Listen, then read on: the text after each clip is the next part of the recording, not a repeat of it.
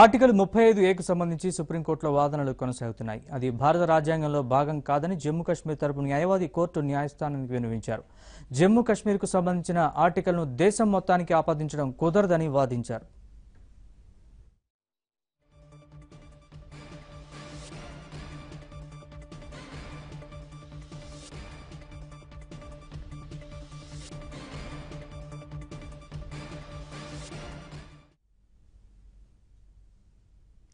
Article 35A సంబంధించిన విచారణను వాయిదా వేయాలని జమ్మూ కాశ్మీర్ ప్రభుత్వం కోరుతోంది. రాష్ట్రంలో ఉద్రిక్త పరిస్థితులు నెలకొన్న సందర్భంగా కొంతకాలం వాయిదా వేయడమే మంచిదన్న అభిప్రాయాన్ని వ్యక్తం చేసింది. గతంలో నమోదైన కేసులను ఉటంకిస్తూ ఇతర రాష్ట్రాలకు చెందిన వ్యక్తుల్ని పెళ్లి చేసుకున్న కశ్మీరీ మహిళలకు కూడా ఆస్తి హక్కు కోల్పోయారని, వారి సంతానానికి కూడా ఆస్తి హక్కు లభించలేదని కశ్మీర్ ప్రభుత్వం గుర్తు చేసింది.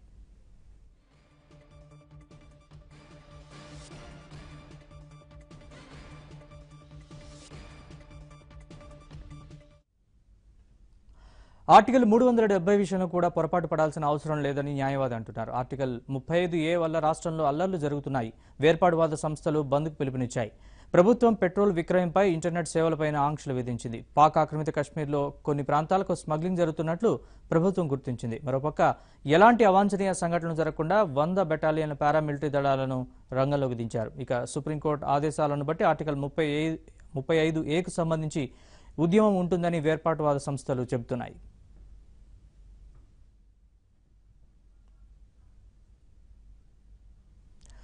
రాజకీయ కారణాలతో పాకిస్తాన్తో యుద్ధం చేయకూడదని ప్రముఖ రక్షణ రంగ విశ్లేషకులు ఉదయ భాస్కర్ అంటున్నారు. వ్యక్తిగత కారణాలతోనో ఏ ఇతర కారణాలతోనో యుద్ధం చేయకూడదని, సహేతుకమైన కారణాలు ఉంటేనే యుద్ధానికి వెళ్లాలని ఆయన చెబుతున్నారు. జాతీయ ప్రయోజనాలను దృష్టిలో ఉంచుకునే మిలిటరీ యాక్షన్ చేపట్టాలన్నారు. కశ్మీర్లో 35A అనేక ప్రత్యేకమైన అంశమని సుప్రీంకోర్టు తీర్పు కీలకమవుతుందన్నారు. దీనిపై కేంద్రం తీసుకుపోయే నిర్ణయం దేశ భవిష్యత్తుపై ఆధారపడి ఉంటుందన్నారు.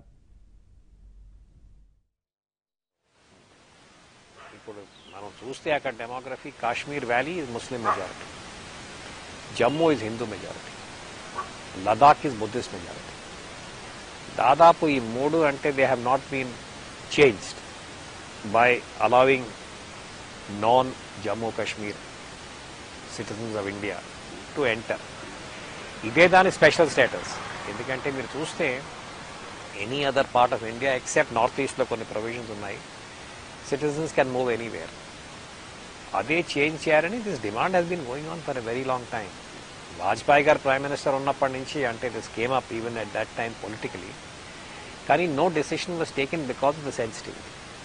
అదే మనం ఆలోచించాలి. That can it be done by a persuasive way, అంటే మనం అందరితో మాట్లాడి can it be done by consensus or will it be imposed. అదే ఇవాళ సుప్రీంకోర్టు జడ్జ్మెంట్ తర్వాత మనకు వచ్చి will have a better idea.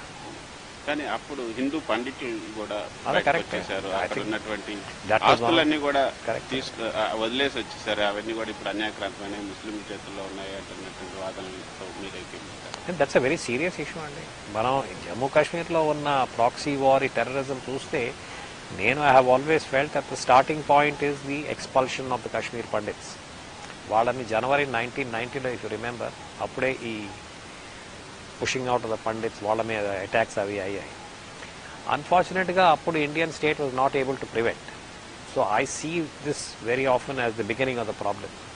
మనం అప్పుడు state, if the state had taken a firm decision, maybe the demography would have been more I would say representative than the current composition. So that was a big I think punctuation in Jammu Kashmir politics. కానీ శాంతి కాముకులు ఎవరైనా కూడా యుద్ధం వద్దనే చెప్తారు. అందరినీ కలుపుకొని పోయి అక్కడ ఉన్నటువంటి సమస్యలను పరిష్కరించాలనుకుంటున్నారు. మనకి స్వాతంత్రం వచ్చి 70 years అవుతుంది. ఈ 70 yearsలో మనం ఎన్ని ప్రయత్నాలు చేసినప్పటికీ కూడా అక్కడ ఉన్నటువంటి రాజకీయ పార్టీలు వాళ్ళ రాజకీయ కారణాల వల్ల కానీ, లేకపోతే బయట నుంచి వస్తున్నటువంటి ప్రెషర్స్ కారణంగా కానీ ఆ సమస్యను సాల్వ్ కానికుండా రావణకాసులా రగిలింపజేస్తూనే ఉన్నారు. ఈ నేపథ్యంలో, అంటే ఇప్పుడు ఉన్నటువంటి నేపథ్యంలో అక్కడ ఆ సమస్యను పరిష్కరించడం కోసం ప్లెబిసైట్ లాంటిది నిర్వహిస్తే బాగుంటుందన్న ఒక అభిప్రాయం కూడా వస్తుంది. దానిపై మీరు లేదండి, ఈ ప్లెబిసైట్ అంటే ఆ వర్డ్ ఆ యుఎన్ రెజల్యూషన్లో వస్తుంది. పాకిస్తాన్ చాలాసార్లు అంటే ఇదే డిమాండ్ ఇంటర్నేషనల్ గ్యాదరింగ్స్లో అడుగుతారు. కానీ అది చూస్తే మనం ఆ యుఎన్ రెజల్యూషన్ పూర్తిగా ఆ ప్లెబిసైట్ అంతగా జరగాలంటే there is a precondition. ఆ ప్రీకండిషన్ ఏమిటంటే that the composite state of Jammu and Kashmir, అందులో పిఓకే కూడా ఉంది, పాకిస్తాన్ ఆక్యుపైడ్ కాశ్మీర్, గిల్గిత్ బాల్టిస్తాన్ కూడా ఉన్నాయి. It has to be restored to its original demography. ఎందుకంటే India has not change the demography of Jammu and Kashmir, కానీ Pakistan has completely change the demography of POK. ఇప్పుడు చూస్తే ఇది ఒరిజినల్ ఇన్హాబిటెంట్స్ ఆఫ్ పిఓకే అక్కడ లేరు, వాళ్ళు చాలా మంది బయట నుంచి వచ్చారు. పాకిస్తాన్లో ఏమంటారంటే పంజాబీ ముసల్మాన్, వాళ్ళు చాలా మంది అక్కడ వచ్చారని. ఒరిజినల్ ఇన్హాబిటెంట్స్ ఆఫ్ పాకిస్తాన్ ఉంది అక్కడ, పాకిస్తాన్ ఆక్యుపైడ్ కాశ్మీర్, చాలా వాళ్ళ నంబర్స్ తగ్గిపోయాయి. గిల్గిట్ బాల్టిస్తాన్లో కూడా వాళ్ళ స్టేటస్ పొలిటికల్గా కూడా it's been a very odd status. So మీరు ఆ యుఎన్ ప్లెబిసైడ్ చూస్తే ఆ 4 bulletsలో first of all original demography must be restored. That is not possible after 70 years. దాంతోపాటు they have said that Pakistan must remove all its armed forces. There should be no armed personnel of the Pakistani state. That is also a condition that Pakistan is unlikely to fulfill. So, a plebiscite anedi, I think that time has passed. UN resolution passed chesinappudu, there was, I think, some expectation from the international community.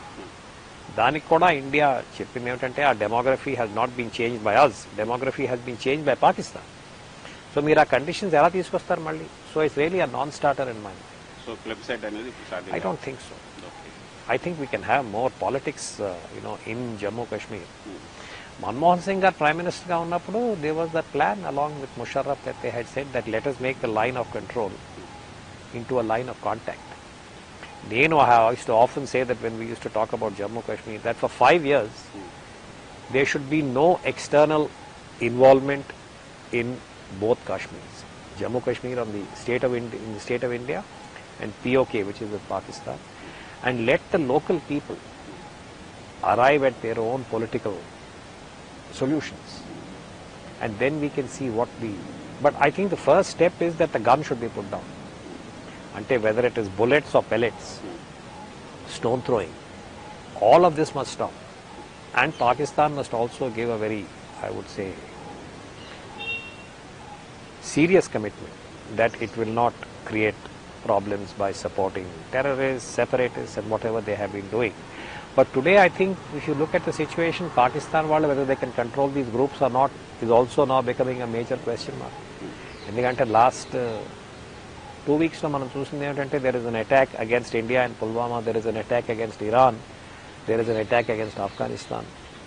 So what exactly the Pakistani groups are doing, that is also a very big question mark. ఎందుకంటే Pakistan army, ISI వాళ్ళు వీళ్ళని చాలా ఫర్మ్గా control చేయగలరో లేదో పాకిస్తాన్లోనే ఈ questions చాలాసార్లు అడుగుతారు. So it's a very messy situation, అందులో దేర్ నో డౌట్. కానీ పాకిస్తాన్ పిఎం ఇమ్రాన్ ఖాన్ ప్రకటన మీరు చూశారు, దాంట్లో ఎంత చిత్తశుద్ధి ఉంది అనుకుంటున్నారు? అంటే మాకు తీవ్రవాదానికి సంబంధం లేదు, అంటే మేము తీవ్రవాద సంస్థలను మేము పెంచి పోషించడం లేదు అనే మాట చెప్తున్నారు. ఆయన చెప్తున్నారు, కానీ ఆయన చెప్పే మాటలో I don't think there is అంటే వ్యాలిడిటీ, దెర్ ఇస్ నో అంటే truth in it, there no facts.